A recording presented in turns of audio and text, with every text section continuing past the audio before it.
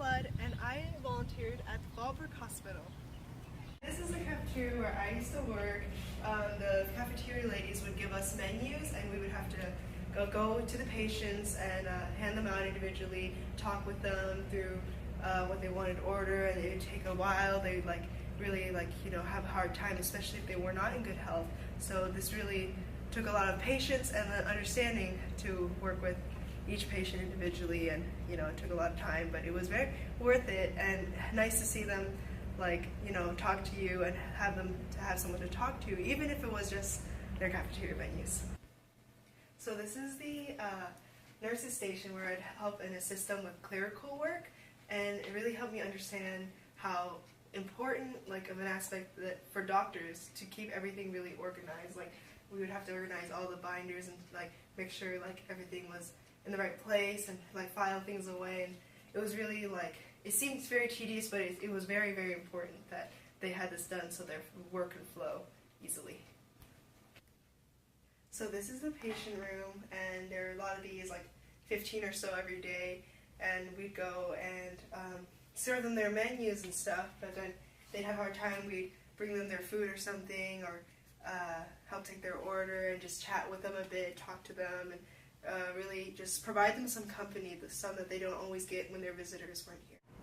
When I first moved to Fallbrook, I moved in with my grandfather, who lived only a block away from the hospital, and this was because of his pacemaker, and he wanted to be near one. He wasn't very mobile, and he would use a walker to get around, and even with that he couldn't get very far, so I had to do a lot to help and take care of him. So after a while, my auntie, she came and recommended to me that I should come and volunteer here because it would give me a better perspective and some help on how I should take those ideas and bring them home to help my grandpa. And he he missed going bowling and going duck hunting, some of his hobbies, and I felt bad, so I wanted to make a better environment for him at home. And coming to the hospital, I learned a lot about interactions with elderly people and all kinds of people in unhealthy states, and it taught me a lot of patience, and it made me a lot more understanding about each person's individual needs, and being open-minded to really understanding them. And eventually this helped me be a better caretaker for my grandpa back at home. As I continued volunteering here, I really developed a sense of community over the years, and I really enjoyed taking in new volunteers and teaching them our procedures and introducing them into this community. Although I was also tentative at first, I became more familiar with my settings, and in turn was able to make the patients feel more comfortable as I was able to be friendly with them and involve them and talk with them as they didn't have visitors and whatnot.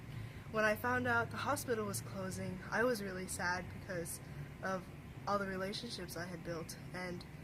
I really was going to miss all the experiences and with interacting with new people and people who needed it, and I think I'm really grateful for everything I have learned and grown as a person here at the hospital.